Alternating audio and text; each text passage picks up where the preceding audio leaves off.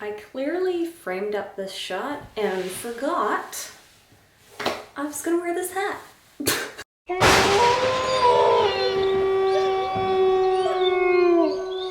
Hello and welcome back to my tech wardrobe. My name is Caitlin and it's been a couple weeks, so it's been a while because I was off getting married. Yes, Mr. Tech Wardrobe and I got married a couple of weeks ago, which was very fun and exciting.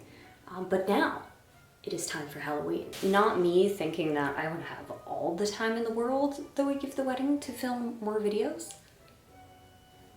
Clearly I'm a wedding newbie because I had no time to do anything except wedding stuff. So we're catching up now.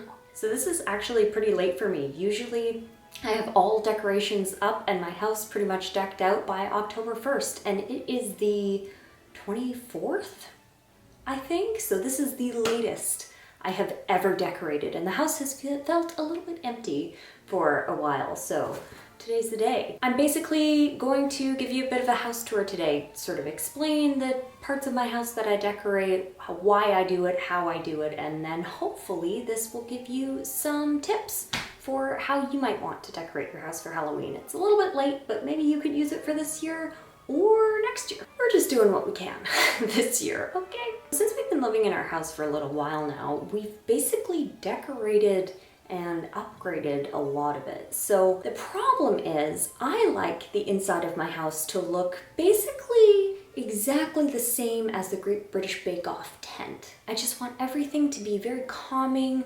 pastels, bright colors with a neutral base, and I want everything to be really bright and fun and nice. But that is completely at odds with how I usually decorate for Halloween. So I've had to make a couple of changes to the artwork on the walls and just the general vibe of the house for October. So come with me and I will show you the Halloween spooktacular that is the house. Oh hi, welcome to my bathroom. This is quite possibly the weirdest angle I could possibly give you, but this is basically all I do. So you'll notice I've got a little skeleton hand on the bathroom door handle, and I don't really do much with the powder room because for the Halloween party, this is typically the area that the guests see most. So I have my little arched cat, oh, and real cat apparently, on top of the toilet, just for fun.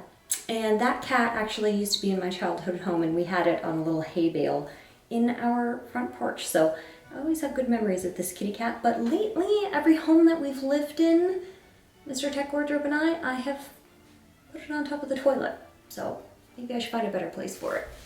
And here, if the real kitty would get out of the way, I have a little bit of a wonky sort of candle holder and a little skull candle that I have never lit because I love the smell and I love the look, and I don't know, I just can't bring myself to light it. So this up top has a little Halloween sign that we used to put outside, but it sort of banged against the front door in a really spooky way late at night. So it's now living in the bathroom. But that's the powder room.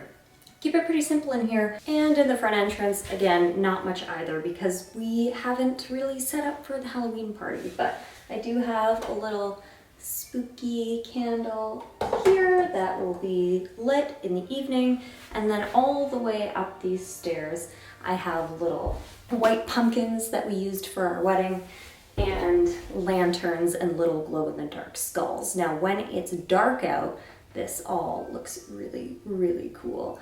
And if you look behind you, I've also got some cute little lights on the front entryway painting.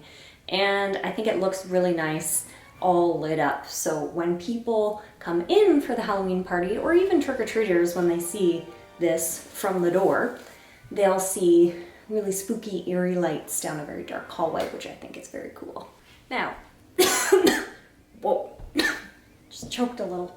The main room is what most people see during Halloween, so I've tried to keep it very extra in here. So this is where the bulk of the decorations go because this is where the bulk of the people will see them. So I have a couple of little exciting pieces to show you. First is this tiny little nook between the kitchen and the front hall. And I like to use this very small corner table that we have for really cute stuff. So I found this tree at Value Village probably 4 years ago now, and I spray painted it black. Luckily, these were already orange and they hold tea lights. So I have this weird storyline in my head where these two little skeleton children like to climb and play on this tree. So that's this little corner. And I put a little "You put a spell on me" sign in the back because I didn't know where else to put it. So when you enter, you see this fun little nook, and I think it's really cute. Next is this little reading nook next to the TV. So I've kept my very bright yellow pillow that we usually have over on the couch, but I figured this was still nice and autumnal. And I replaced our print that we have here with something that I made myself for a Halloween party a couple of years ago. It says, "Viewers beware, you're in for a scare." And that was for our Goosebumps themed Halloween party a few years ago. So I kept it, and this ended up being a pretty good place to hang it. And we've got a little glass pumpkin here. It lights up, currently out of batteries, so I need to do something about that. Moving on. Next is my desk, located, as you know, on the side of the living room. I haven't done much for this. I replaced my regular sort of cup holder of pens and stuff with a magic potion one, added a little jack-o'-lantern, and the rest is pretty much the same. Here's my 7-day until Halloween countdown, and that's pretty much it here. But the one thing I did want to mention was this bit. So as you know, these shelves are usually full of bright, colorful, pastel-y, quirky things, but now they are Halloweenized, and I really like them. I think they're really fun. I did these paintings myself a few years ago, and I haven't done a lot of Halloween paintings since, and I kind of wish that I had. So maybe that's a video idea for later. We're a little bit late, so, you know, Halloween can just keep on coming. But I've tried to keep it pretty simple this year. I finally have taper candles for this really neat silver Halloween-y candelabra, so I'm very excited to finally see that fulfill its actual purpose. And I've just included a couple of other pieces, like this Magic Book of Spells stack, and this raven, which I think is really cute. And that's about it. I haven't gone over the top this year with this section, and I haven't really attempted to do anything particularly special with it because it's 7 days out. So again, doing what we can. Okay, I had to take my hat off because for the life of me, I could not get it in frame. But this little area is really fun because I call this like my little cannibal plate. There is a skull surrounded by a bunch of other tiny skulls with some pumpkin lights. I've put the drapery on, I put the drapery here on the floor lamp. There are some very spooky pictures that move as you look at them. And I really want to put these up here, and I want to find a way to sort of adhere them without creating residue. So I might have some sticky tack or something that I can use for that, because this painting is absolutely beautiful, but it's a little bit too cheery for the vibe I'm going for, you know? So we have this on top of the record player, which I think is a good little nook as well. Moving on to the kitchen. Sorry in advance about the lighting, but this is where I keep some of the fun stuff. So this is a little trick-or-treat bowl that I keep in the middle of the kitchen table, because this, when we do buy candy for Halloween and chocolate, we put it all in here.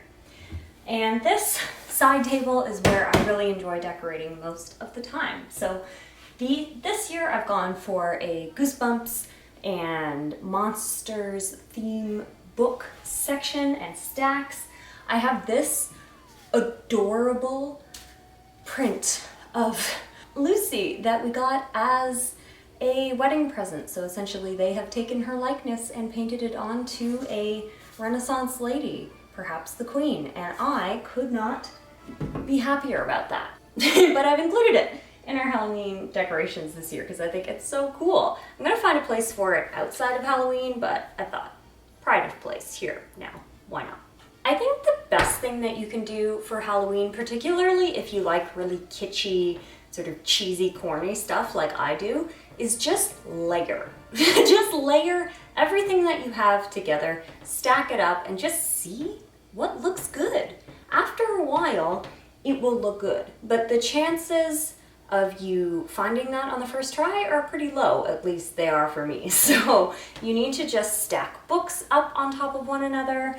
Think about layering cake stands and candle stands with things that aren't candles, maybe books, maybe little magic bat wing potions of some kind. Just really play around with it and see what works, because that's what I've done over the past however many years now, and I'm always very happy with the result. I have no idea why I even have this, but I'm very glad I do. I think it was just a $1 purchase. So this guy always goes on the fridge or the dishwasher. And that's about it for the actual kitchen. Next is the couch area, which of course has to have every Halloween pillow humanly possible. These ones, my mom got them for me. I can't remember from where. If I remember, I will link down below. Or Mom, feel free to comment in the comments.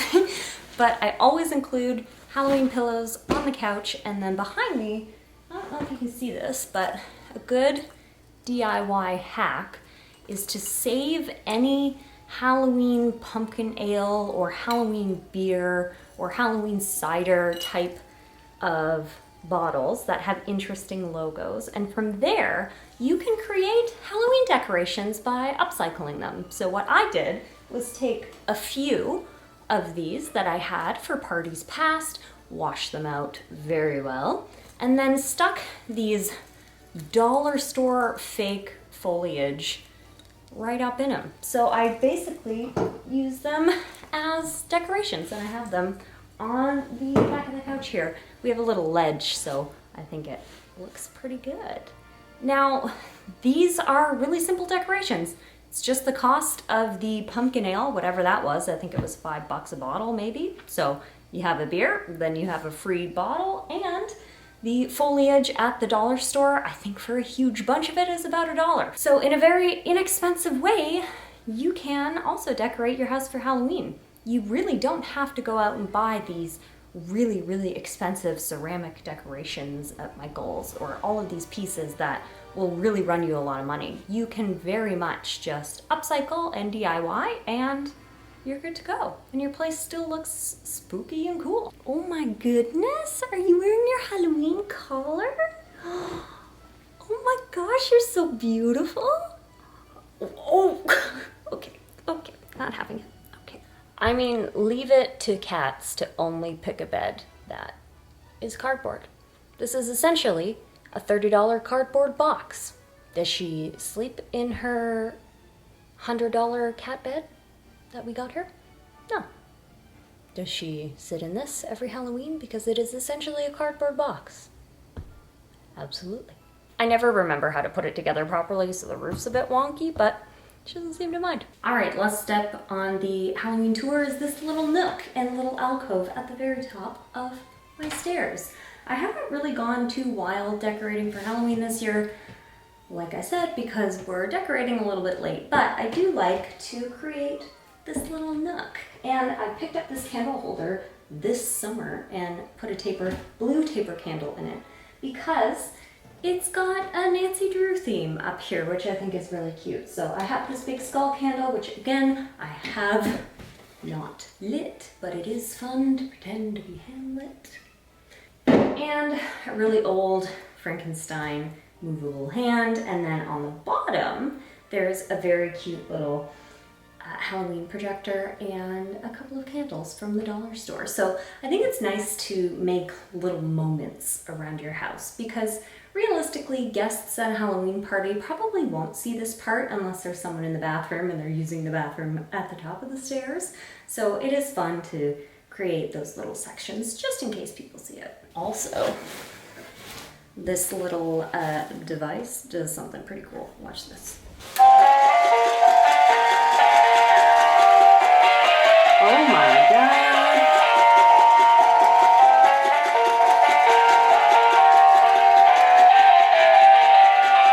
Do I I regret buying this?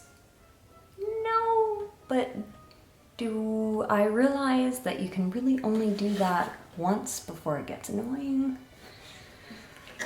Yeah. Well, that's it for me. I hope you enjoyed this Halloween house tour, and I'll see you next year. And if you liked it, don't forget to subscribe. And if you didn't like it, subscribe anyway, because it will definitely be different next time. Bye.